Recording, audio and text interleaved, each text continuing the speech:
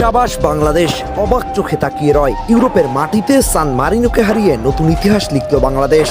হামজা চৌধুরীর set piece থেকে বিশ্বনাথের flying shot, শেষ পর্যন্ত তপু বর্মনের হেডে স্মরণীয় জয় তুলে নিল থমাস ডুলির Bangladesh. This is new Bangladesh, this is pacy Bangladesh. Topu Barman লিখলেন নয়া ইতিহাস।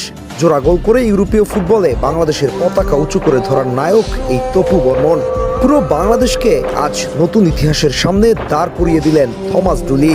ওহ বাংলাদেশ, কে জানতো ইউরোপের মাটিতে নতুন ইতিহাস লিখতে প্রস্তুত নয়া কোচ থমাস ডুলি।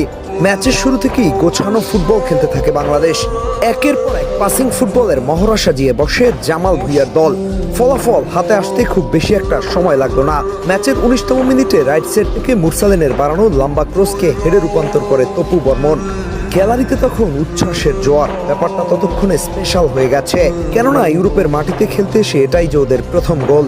তবে সেই লিডটা বাংলাদেশের পক্ষে খুব বেশি একটা দীর্ঘস্থায়ী হলো না।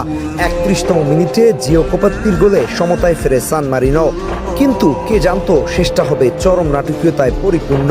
কে জানতো সেই মুহূর্তটা আসতে যাচ্ছে প্রথমার্ধে গোল করা ওই তপু বর্মনের হাত ধরেই।